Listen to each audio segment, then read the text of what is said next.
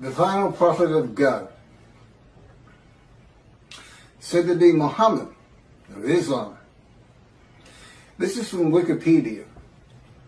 The information I'm about to give you on the founder of Islam, Muhammad Mustafa.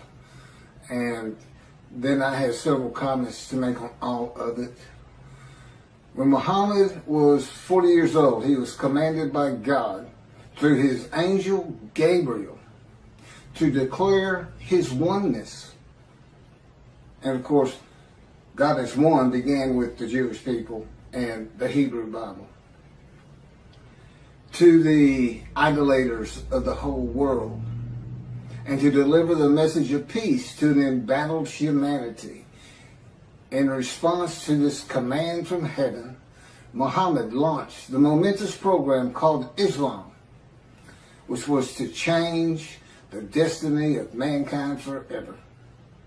He was in Hira when one day the Archangel Gabriel appeared before him and brought to him the tidings that God had chosen him to be his last messenger to this world, and had imposed upon him the duty of leading mankind out of the welter of sin and ignorance into the light of guidance, truth, and knowledge, to be a light to the world, which should sound familiar to the Jewish people.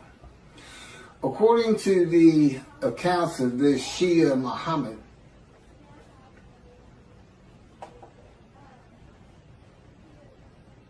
well, I'm working on this.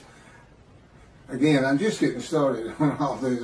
And I have a computer in front of me because my cell phone is not responding correctly this morning, and the Lord wants me to get this done.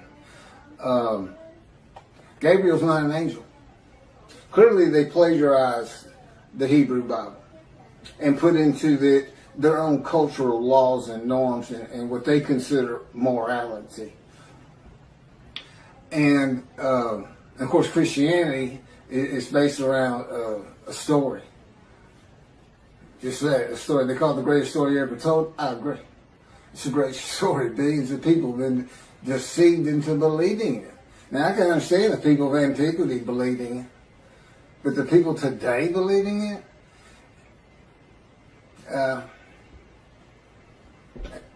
I really don't know what to say about that. I don't know how you can believe God made a human sacrifice to you, and by his blood, by his stripes, we are healed. Again, God made me watch Christian channels, and then there's this one fella, I'll sell you the blessings of David. I said, well, God, what are the blessings of David? I'm thinking. He said, there are no blessings of David. He's making it up. People believe him. They send their names in with money, and he says their name on the air, and that's what they really want. So, but there is no angel Gabriel. He only appears in the book of Daniel. He only appears in the book of Daniel, who is not a prophet, and it is not a book of the prophets. And he doesn't speak with God. That's what a prophet is. And even Jesus calls him a prophet and quotes him as a prophet, and he's not. It's just story. I mean, come on. A bunch of men standing in a kiln that's burning hotter than the sun, it's just not gonna happen. I get it's not gonna happen. But you read the same things, the leaders of Judaism read the same kind of absolute, that can't happen. But because they like it, and they say our sages believe that, we believe it. Well, your sages lived in another time. Michael Skobac, Jews for Judaism, who also claims Isaiah 53 is the Jewish people as one man, Israel as one man. They had gathered, been crushed by disease, and offered themselves for guilt at some time in history that I am unfamiliar with. Because it doesn't say it's something that's going to happen. They act as though it already happened. Tobias Singer of Outreach Judaism believes it happened in World War II with the Holocaust. But that was just 6 million. That wasn't all the Jews of the world gathered as one man Israel. They didn't get long life. They didn't see their children. They didn't teach righteousness. Neither did Hitler if he's the one that offered them as these ram sacrifices, because he reads an offering of oneself for guilt to literally mean, these are his words, it literally means a guilt offering. Let's go to Leviticus. Now, he doesn't say let's go to Leviticus. He says it's a guilt offering, but a guilt offering is an unblemished ram for theft or destruction of holy things, debts. What that has to do with anything, I don't know. Because he's an anti-missionary.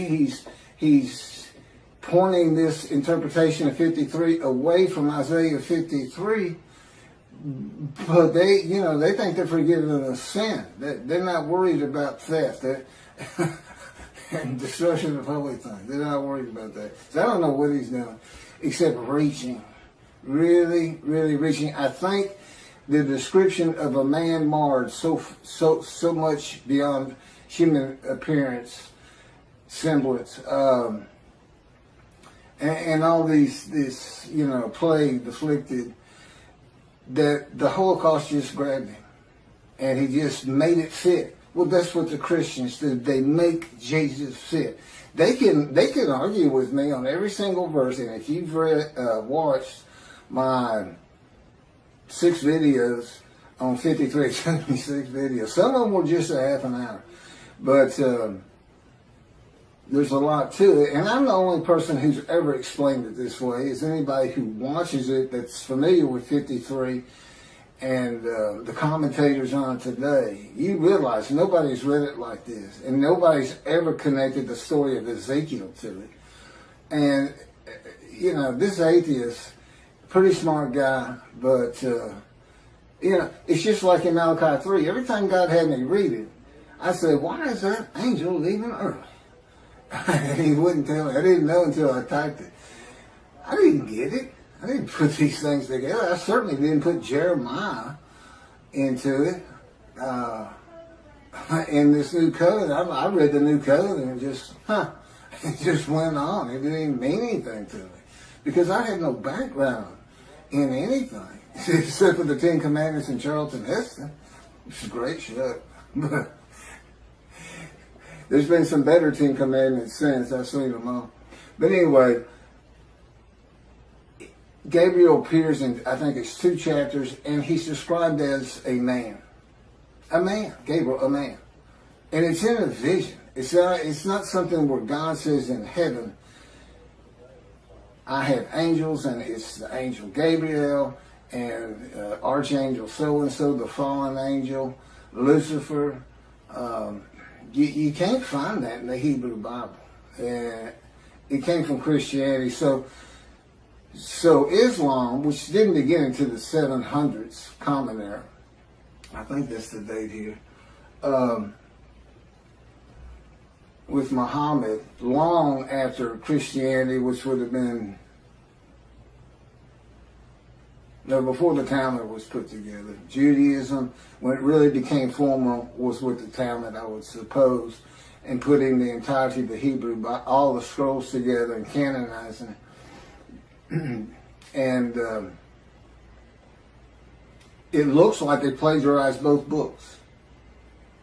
Both books. And like I said, put their own cultural laws, rules, morality, and philosophy into it, but taking the basics. There's Abraham. He's in it. And now, I don't know if Muhammad is supposed to be a descendant of him or not. But here's what happened. So, he says he's the last messenger, the last prophet of God. That's what's on their mouths, not the last messenger. It's the last prophet of God. According to the account of Shia Muslims, Muhammad Mustafa, far from being surprised or frightened by the appearance of Gabriel, welcomed him as if he had been expecting him. Gabriel brought the tidings that Allah had chosen him to be the last messenger to mankind, and congratulated him on being selected to become the recipient of the greatest of all honors for a mortal in this world, from Al-Islam, the birth of Islam, and the proclamation by Muhammad of his mission. That's in Wikipedia. Muslims believe that the Quran was orally revealed by God to the final prophet, Muhammad, through the Archangel Gabriel, incrementally over a period of some 23 years, beginning in 609 Common Era, when Muhammad was 40 years old. That's an oral tradition. That sounds familiar. That's what the Talmud is. It's the oral tradition written, so it wouldn't be forgotten.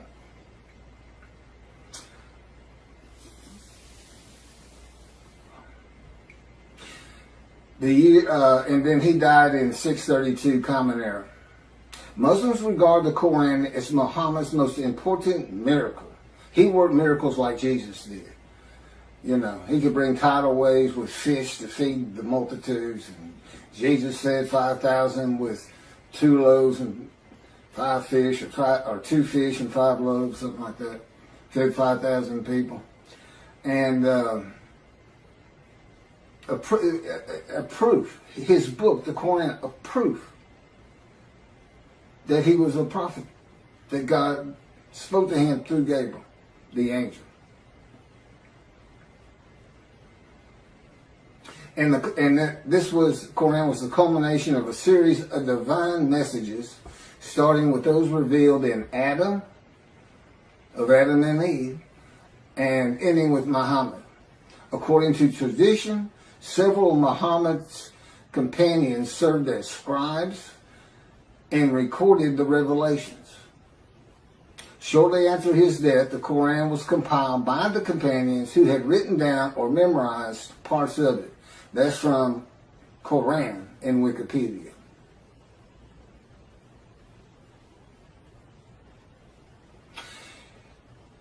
God chose his last messenger. And Allah means God, by the way.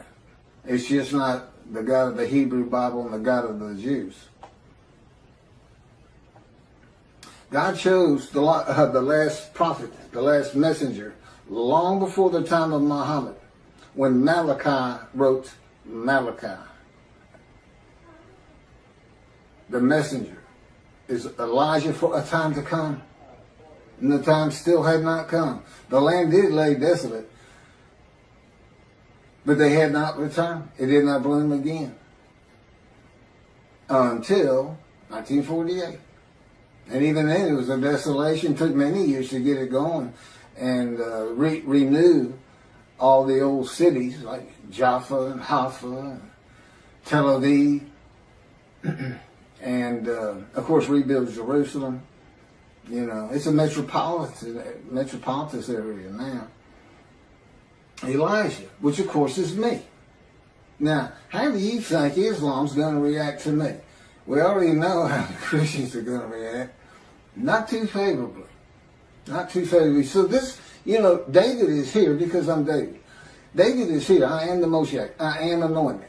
Which means the man of Isaiah 53 is anointed. And the anointment is the alighting of God's Spirit on me. That's how I know I'm the man of chapter 11, verses 1 and 2. Because there is no question that the Spirit and God are within me. And that's how I know this whole concept of God is in his Spirit. And I can point to Scripture that says just that. And explains things where it doesn't say it. Now they believe Muhammad to be a prophet because of his book. I've got 2 books God dictated to me with all of this information. This is chapter 49 of Isaiah 53 in the day of the Lord. See, it's not just about Isaiah 53. Now, the last chapter is the day of the Lord, and I'm going to do that probably on a separate video. I may make this another 2 half-hour recordings. All my camera will take. So, God's righteous servant, me. I am the final prophet, not Muhammad. And as the final prophet, and with the God of the Jews, being the Abraham and Judaism being the Abrahamic religion that is correct. There's 3. I mean, if you really sit back and think about it, who's gonna win that? Who's going to win? There's three. Are the Christians going to win it with their human sacrifice? Are the Muslims going to when clearly it's just a plagiarization? They're going to be a light to the world. Peace in humanity.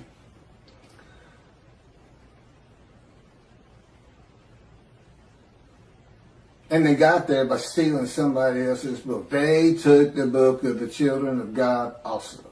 The Christians attached it. At least they didn't attach it to the Quran. You know, I mean, that's a plus in their favor, I suppose.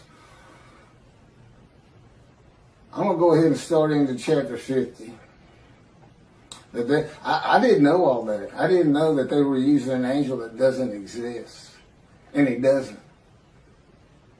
I've been had an envision and told and in no uncertain terms that there's no such angels. There's no Michael. There's no Lucifer. There's no fallen angel. It's just part of a story because that's what the people in antiquity and today too, to an extent, I just like to believe in that. The Christians got so much jumbled up in their minds. So much of the religion conflicts and doesn't make sense. And they've got entire armies of demonic forces that are at war with God, and this and that. I promise you. I know his power like the back of my hand. And there's no contending with him. Whatever he thinks is. He just wills it. Gone. You know. He can take this world and turn it into a pea. The size of a pea just by thinking it. He set off the Big Bang. That's how Genesis starts out. He divides light from dark and this and that. Yeah. We're the dark. And the division is the platform of heaven. And we know we're in the dark because he had to put suns in there for us. So it's kind of a blend. You have to look. The universe, his universe, the unseen realm, and then the real. The universe of real, which is like, you know, objects, solid things, stuff you can see, came with the Big Bang. And it's all within his original unseen realm. So we're a universe in a universe. It's not parallel universes, just one inside of another. Totally different from each other. Science, totally different. We can never see the unseen realm except what he would place in our minds. I mean, he can place an angel Gabriel in my mind if he wanted to and have me believe it, and I would. But he doesn't. He's very real and matter of fact. And the fact that at this time, people are still believing the things of the people of antiquity who didn't know anything. They didn't know anything, and they couldn't go there and say, "Well, I want to check that out. I don't know about that." You know, they couldn't. There's no bookstores, no schools, no teachers. About all you could learn from the wise men was the Hebrew Bible for the Jews, and they spent their life in that book. Well, I had it. I read it started reading it when I was 50, and it's only because God was teaching me that I had the knowledge that I do have. It's just not possible that any man could do that, and I know I could. So, anyway, the day of the Lord. Now, this is interesting because I had kind of forgotten this entire chapter. The term day of the Lord appears in the books of Isaiah, Ezekiel, Zechariah, Amos, Obadiah, Zephaniah, and finally, in the last book of the prophets, Malachi. In Ezekiel and Zechariah, the day of the Lord is said to be only against the nations, and in Obadiah against Edom and Esau, Christianity, and the nations. If you see Edom and Esau, it's Christianity. That's just Judaism. If you're going to take their book, take all of it.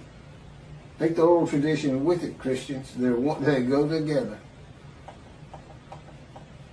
The prophets warn that the day of the Lord is near, but it is not the end of the world. Now, this is true of the Essenes too. The sect of Jews who wrote the Dead Sea Scrolls. But and with the same concept, evil's going to be gone, but the good stays. The destiny of the world will be changed. God returns to the earth to dwell among his people in his sanctuary, which he's doing, on his holy Mount Zion in Jerusalem, and the world will know that he sanctifies Israel. Lo, the day of the Lord is coming with pitiless fury and wrath, to make the earth a desolation, to wipe out the sinners upon it. Isaiah 13:9. You say, well, see, that's not, you haven't been talking about that day of the Lord. Yes, I have. God's final word on it. Because that's not going to happen. That, again, that's just fun to read. It scares people. And whoa, war's coming kind of a thing. For a day is near, a day of the Lord is near. It will be a day of cloud, an hour of invading nations. A sword shall pierce Egypt, and Nubia shall be seized with trembling. When men fall slain in Egypt, and her wealth is seized, and her foundations are overthrown. Nubia, Put, and Lud. These are names for for territories that are pre-biblical for the most. They're pre-Abraham. The Hebrew.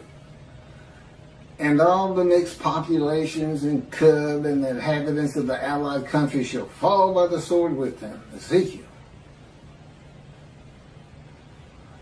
Ezekiel has an account of all the tribes returning to the promised land, and they all go individually back to the lots of their ancestry.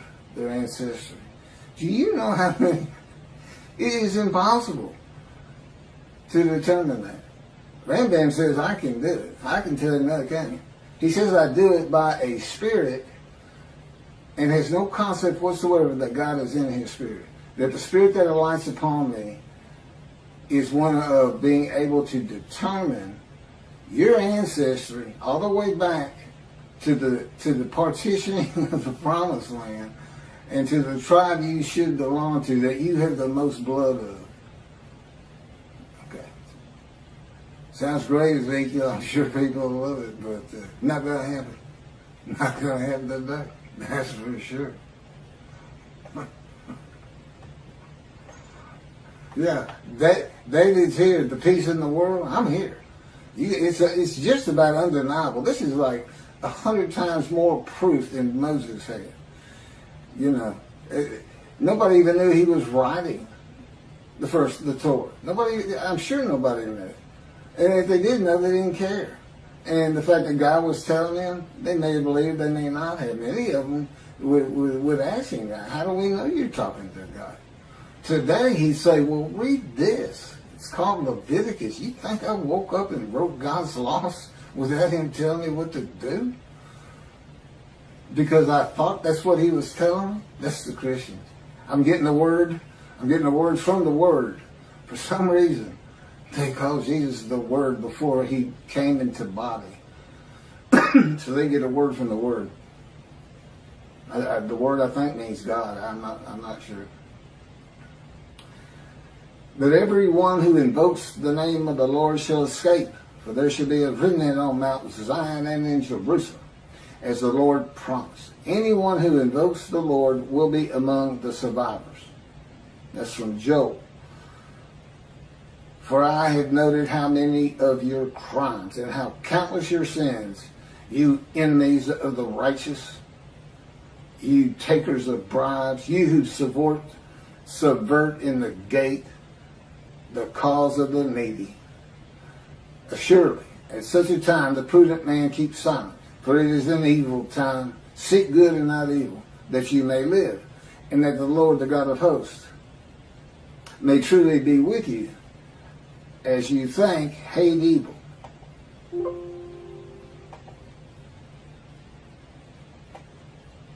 So here's some morality in a great story. Day of the Lord. And love good. And establish justice in the gate. Again, the Essenes had gates. People like to hang out at them, as you can imagine. and tell stories. What else are they going to do? If they had enough food and everything, and have all your friends clapping you on the back. Great story. Great story. Look at all those Gentiles gathering around. Tell that Jesus story. Tell the Jesus story. Then look at them. They get all giddy. And they'll throw you some money. Yeah, it could happen. Could be like that. And I got a real long, I'm going to skip this one from Zechariah, but finishing up with Zephaniah on this coming of the end of evil. And I will bring distress upon them, that they should walk like blind men, because they have been sinned against the Lord. And their blood should be poured out as dust, and their flesh as the dung. Oh, come on. Okay, you're going to let me read a little bit of this one. This is from Zechariah. Now, see, this is like watching a zombie movie. This is like watching a heart show. And we are, most people love to see those every so often, especially as when you're young. As for those people that warred against Jerusalem, the Lord will smite them with this plague.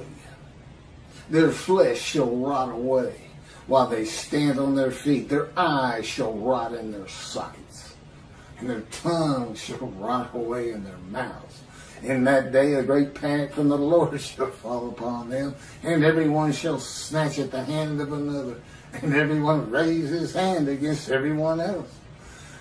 Judah shall join the fighting in Jerusalem. The same plague shall strike the horses, the mules, the camels, and the asses. The plague shall affect all the animals in those camps. And on and on. Malachi 3 brings a new concept to the day of the Lord. Why is that? Because it's not going to be in antiquity in Jesus' time. It's not going to be in the Middle Ages. It's going to be in the age of the internet, knowledge, science, medicine, common sense. Oh, that's right, reasoning, and enlightenment. But it's still fun to read. That's the thing, he was writing for antiquity, because this is the kind of stuff they not only, they would believe these stories. And today, we don't believe them. We just think, wow, that's fun to read. So God was writing it for different eras. He wrote for antiquity in the Middle Ages, and then we had the Age of Enlightenment kicking off in about 1600, computers in 1960, to today. Age of the Internet.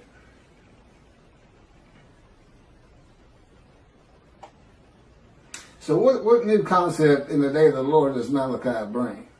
It's God's final word on the day that he's preparing, where the new covenant is delivered. And again, he knew they were going to be dispersed, and apparently he had a pretty good idea when they would be coming back. Okay, it's the final word of God,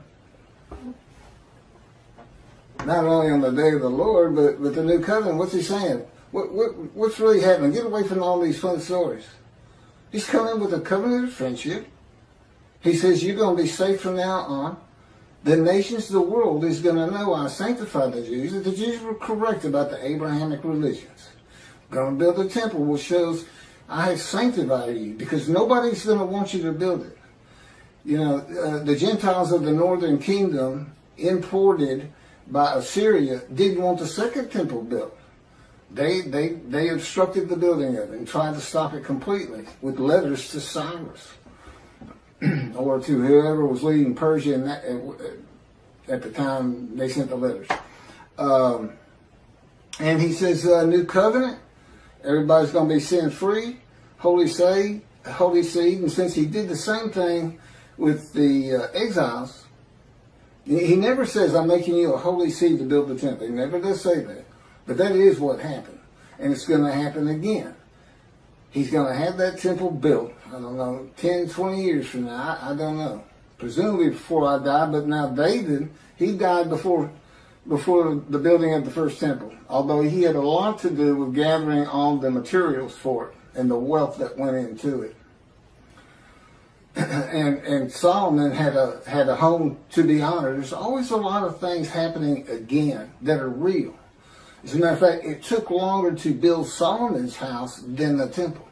So he must have had a pretty honorable abode, right? That and God talked to him. Now, God doesn't address the nations. As I started out, these different days of the Lord's in the various books, some are just pointed at Christianity, some is the nations. They kind of differ. But Malachi 3 is real clear. It's the Jewish people, the people of the land of Israel, as much as anything. That's the focus. When I come back, the sanctuary to be placed amongst his people in Jerusalem. Although the covenant, the friendship covenant does not say in Jerusalem. I think that's pretty much implied. Although as David purchased the Temple Mount for God after he had failed the test that God put him to. As kind of a making up for it. I watched you this land. And I could go back. There's people who have raised millions of dollars for the building of the third temple out there right now. Just on the belief it will happen. God will come. They just don't know how because of the false teachings. Teaching of antiquity. The teachings for people of antiquity. Well, the people today aren't of antiquity. Compared to those people, they are all brilliant geniuses. Every single person who has a computer is a brilliant genius. Knowledgeable. Over these people. So, here's God. Not only is he saying something different than your traditional day of the Lord, he's saying in future times, in the times where man is more enlightened, knowledgeable, we're just going to build sanctuary and everybody's going to be safe because that's just going to keep people from picking on you as much as they are, and they'll have it in their minds, just don't mess with them. That God could be in there. God might be there after all. Keep the Middle East at bay. And of course, when I die, that's not to say God's not going to continue on as he did with Solomon, with Elijah, that was followed up by Elisha. The Davidic dynasty was supposed to continue the line of David, but I don't believe there's anything that, his covenant does. Well, my son's a great guy, and God says, would you want me to put him through that? What you've been through? And I thought about it. I said, that'd be good for him. I mean, I really wouldn't wish that pain on anybody. But it changes to so much for the good. And you can't really feel another person's pain. I know that pain. I still live in it. You can't imagine what happened to me just 2 months ago. Oh, I can't. I'm not allowed to tell you, and I wouldn't tell you. But it was brutal. It went from, I had my top 5 things that he's done to me, and it moved up to, it went by everybody to number 1. It made number 1. I hope that's the culmination of those events. So anyway, lasted about 3 months. So back to this. So he doesn't address the nations, but only Israel and its people, which is all Jews of the world. Everybody in the world is forgiven. Doesn't mean you go to heaven. Got to be in right standing. And hopefully this is going to be, there's all the Jews aren't coming back to the promised land, to Israel. But I think my presence, and particularly if you build the temple, and then consider this. The nation, if you think the Christians are friendly to you today, you're not going to be saying that 2 or 3 years from now. Not when you can put in their face, we told you we were right. Because that's what they're always telling you. You don't even know how to read your own Bible. That's Jesus. That 53's Jesus. And you've got all the arguments that I'm putting before you. By the way, this Isaiah 53 in the day of the Lord, every single one of the 50 chapters is summarized in a paragraph. A few of them 2 paragraphs. as an addendum. If nothing else, you stop it. It's like 6 pages. I don't know how many pages. It might be more than that. Okay, it might be a lot more than that. But anyway, if you're in a bookstore, just flip to the back, read the addendum, and just see all the different things that are addressed that really are Isaiah 53. The first 20 chapters are kind of like, you need to have this knowledge. You need to know about angels and God in his angel. And a lot of I've kind of broached, but moving on. God says, of course, you've heard this, behold, I'm sending my messengers to clear the way before me, to build the temple, and the Lord whom you seek shall come to his temple suddenly. The messenger is Elijah in verse 23. As for the angel of the covenant that you desire, he is already coming. I've talked about that. The angel of his presence brings the new covenant, Jeremiah 31. All Jews are forgiven of their sins and iniquities. And it's going to be when I get my books published. That's when it becomes official from God's line.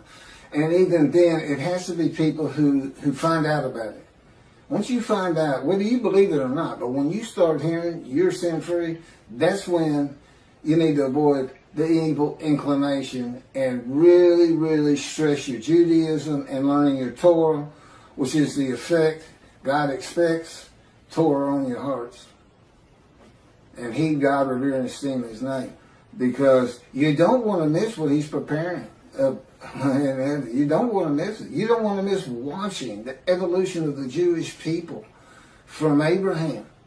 He's going to pick, guy's name will probably be, Poindexter or something. Who knows? He's so funny. But I'm sure, okay, it'll be serious, God says. He says, I let Keith cut up a lot. He's a human being. It's good for him. And I play along some.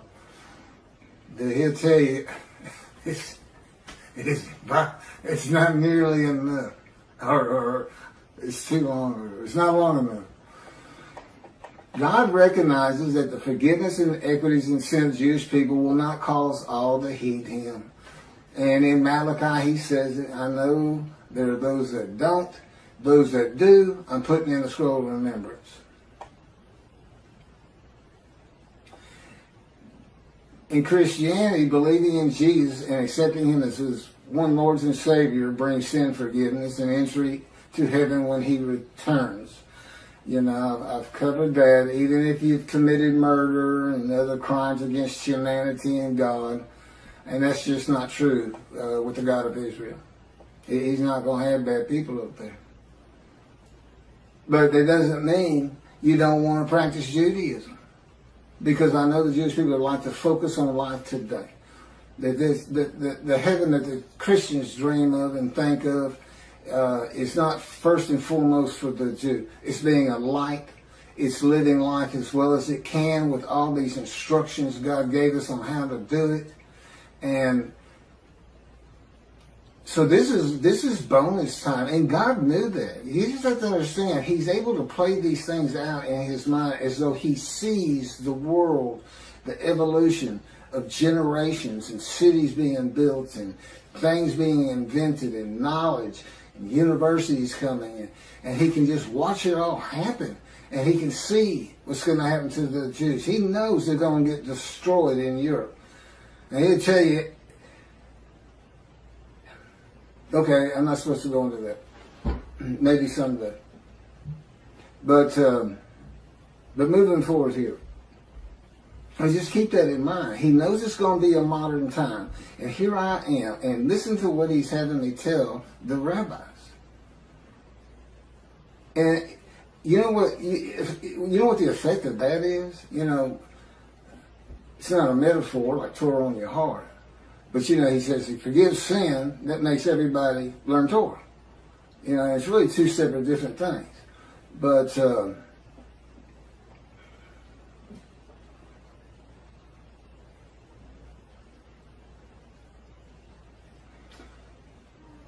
anyway, God knew in modern times that secularism and reliance on science, medicine, and technology that his righteous servant might not be recognized.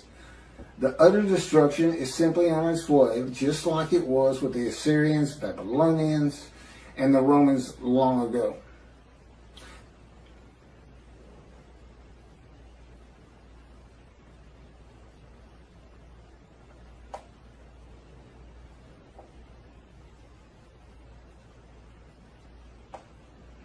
There's no mention in Malachi 3 of the destruction of the nations, as it is in some of the books and chapters and verses that I just read at the beginning of this video, or at least on the day of the Lord.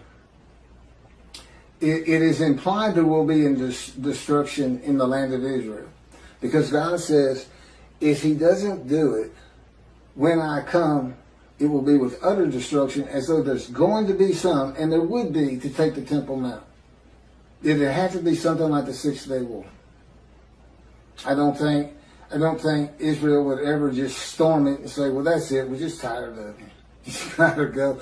And unless there's some heinous act done, like a nuclear suitcase bomb, where they finally say, that's it. Only Jews in this land, and we don't care what it takes. That's what they did to us. They just threw us out.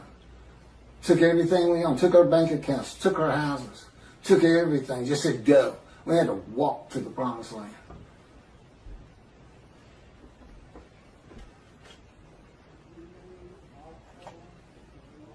But it's the building of the third temple. Now, I remember that. It's the building of the third temple. That's what's so important. Defeating the enemies of the nations that come against Israel, and the sanctification of Israel as a land and people blessed by God with His presence in His sanctuary, is how utter destruction is avoided in the awesome, fearful day of the Lord. So it's the exact opposite. He's not coming to destroy evil. He's coming to safeguard the Jewish people, so we don't see a Holocaust again. Basically, that's what He's telling you. If the land were destroyed today by nuclear bombs from Iran, 10,000 missiles launched at the same time from Lebanon, and don't care, the sling of David, their protective system to bring down rockets is never going to be able to stop that. And you got 7 million Jews there. And we lost 6 million in the Holocaust. And that's such a brutal thing and brutal time. I still have a hard time understanding how we've already advanced so far, as awful as things are even today, from that. Well, people could, the Nazis, they singled out children. That was their favorite kill. If they were running low on bullets, instead of shooting the kid or gassing them, they throw them in those kilns alive. So, that's just, and it's a people. It's not some madman. It's not Dahmer. It's not just one crazy person out there. It was an entire country, and it wasn't just there. Russia was doing the same thing. They were hauling them out of their houses, making them dig ditches, and just going down family members, father, son, kids, or kids first, then throw them in there. Whole blocks, whole neighborhoods.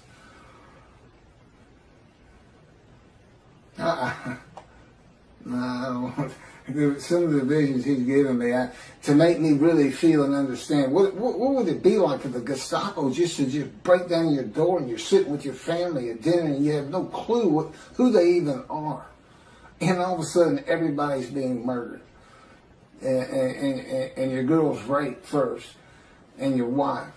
I mean, and he put me into it's, we can think about it and be horrified.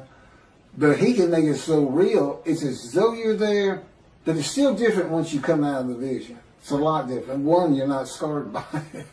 But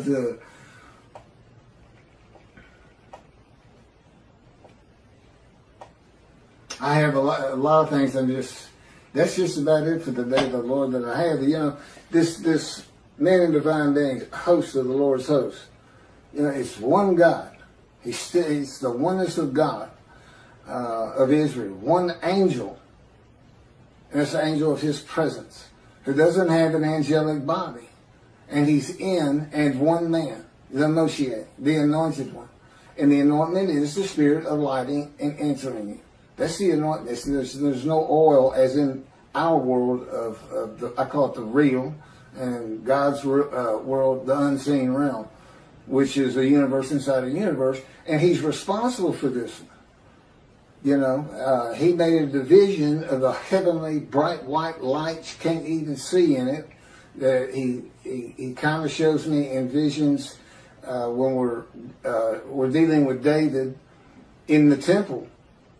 It's not the same temple that's on the ground here. It's different. There's still the temple, still got the walls. There's a lot of similarities, but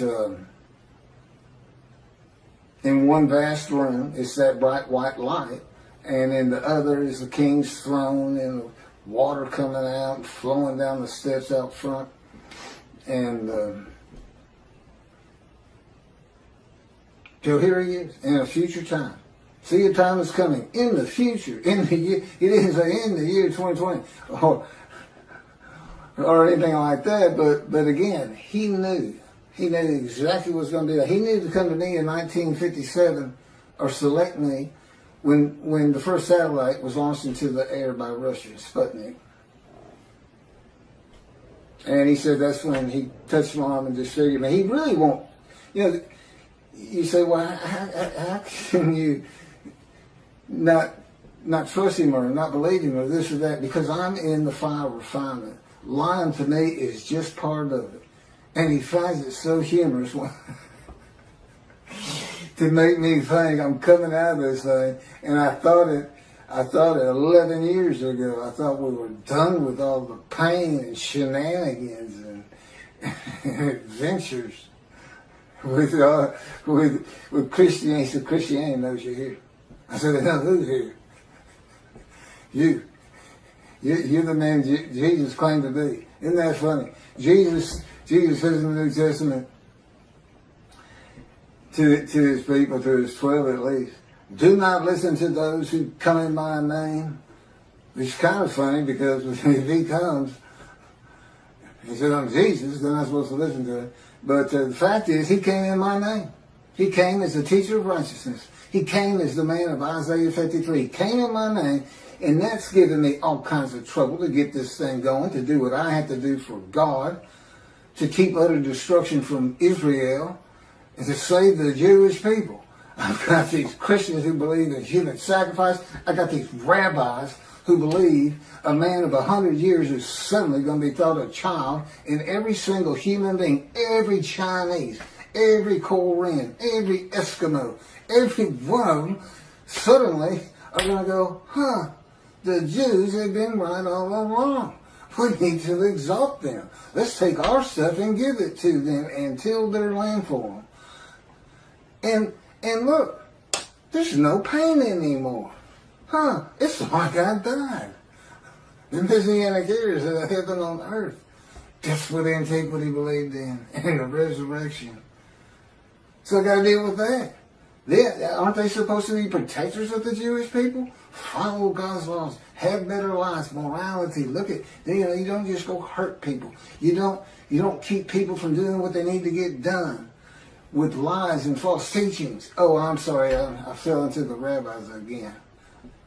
I call it a lie when you say the Jewish people gathered as one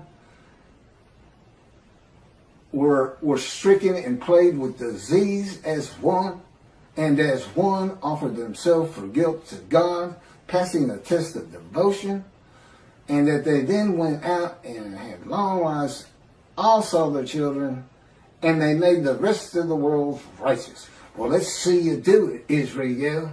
Hey, rabbis, Tobias Singer, Michael Skolback, all you people who preach Israel as the man, the Jewish people,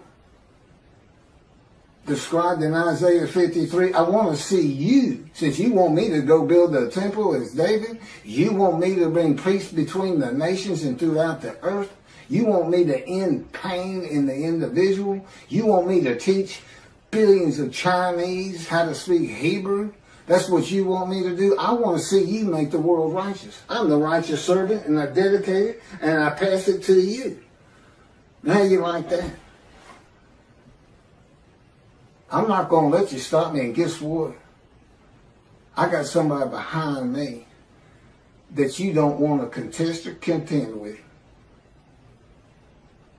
Because people throughout this land are going to hear this very speech about you in Jews for Judaism and Outreach Judaism, your 900-page book, which I shudder to even think about opening personally because of your midrash on Isaiah 53, which you had posted on your Facebook notes, and I was one of your friends, and you said in it, share this with everybody.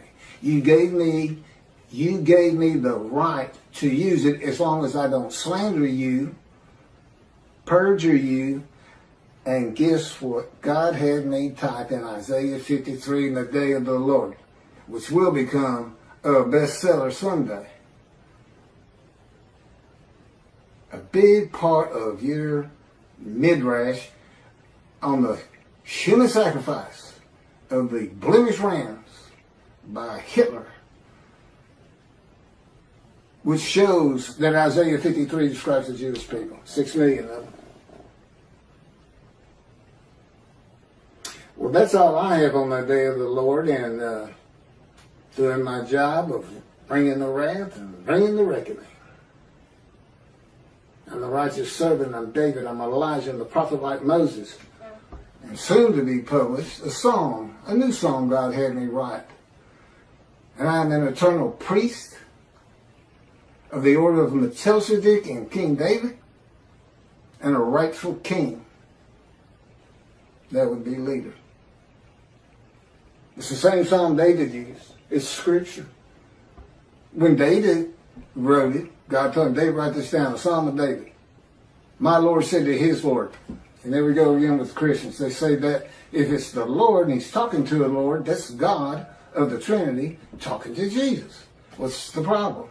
One of them's capitalized and one's not. What was the other big reason? Well, just read it. It's a song about him. It's written by somebody who works for King David, a servant, something in the kingdom. He's writing of him when you read it, because he would be Lord to this man. He's a lowly servant. Yes, Lord. You know, he's a king. That's what you say. It's not Jesus. It's not meant to be Jesus. It's not a, what do they call it? Epiphany of Jesus? I don't know what it is. God wrote stories that have meaning that's just not right there until you know the story of Jesus. I got to end with this, since I apparently still got a little camera time. So, nothing is ever written about Jesus. Okay, nothing in Dead Sea Scrolls, nothing by them. No commotion at the gate, Essening gate with Jesus saying that, you know, you can't say you're the righteous servant because our founder is the righteous servant. And no altercations noted in the New Testament.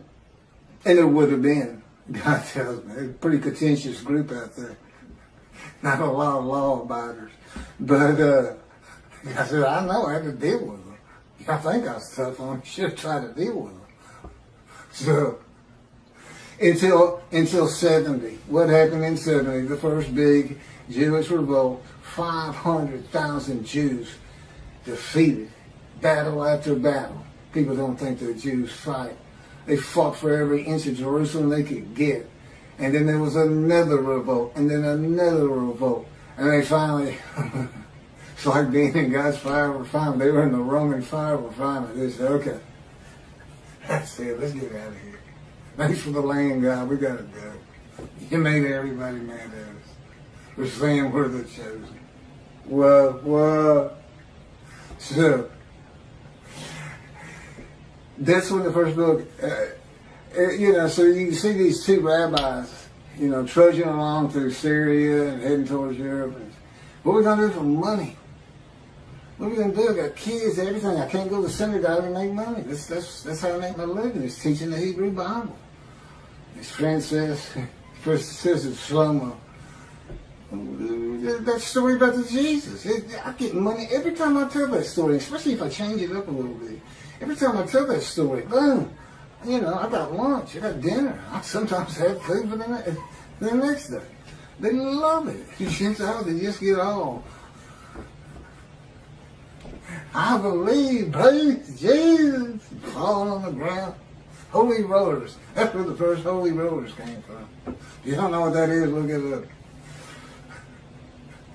He says, you got it. They love this stuff. And Slow-Mo looks at him and says, oh, you got to be kidding me. You can't put that story in the Hebrew Bible. You can't connect Moshiach to that. He comes in, rides ass in Jerusalem, and defeats Rome, and becomes king of the world. What are you talking about? We'll just change it. Maybe it was the writers who were deceitful. That it would only be because there was no Jesus. Nothing written about him. Are you kidding me? Man's walking on water, feeding everybody. The blind see, the crippled walk, dead or risen. You think he'd have probably taken the Roman leader's position from him. That's what he would have done, and just made them leave. He'd used his head instead of trying to fight them hand-to-hand combat. I guarantee you, the revolts would have had more success, although ultimately beaten down just by numbers, if God in me had been there with this unit, this human body, or any other human body. Just because he knows everything. He said, it'd be more like the Americans fighting the British, hiding in trees and bushes and stuff. So anyway, thank you. Tell anybody who's interested in Isaiah 53 that there's a new take on it. There's new explanations. And tell them it's the leper scholar. That's from the Talmud, Babylonian Talmud. There's actually, it's quoted something, Sanhedrin 9b. I'm not sure if that's in the Talmud or it just gets spoken of in the Talmud. I know the Sanhedrin, I know what they are. But I don't recall seeing anything that in the Talmud, Sanhedrin is like a special book or something, or some extra, or a section. I don't recall ever seeing that. And again, this is where, God, I'm still a human. I'm still Keith. And the way he does that is I still can't find my car keys. If I had a car. And, I'm the same old forgetful person. He keeps me forgetful. But I'm still a lot better than I was. Anyway.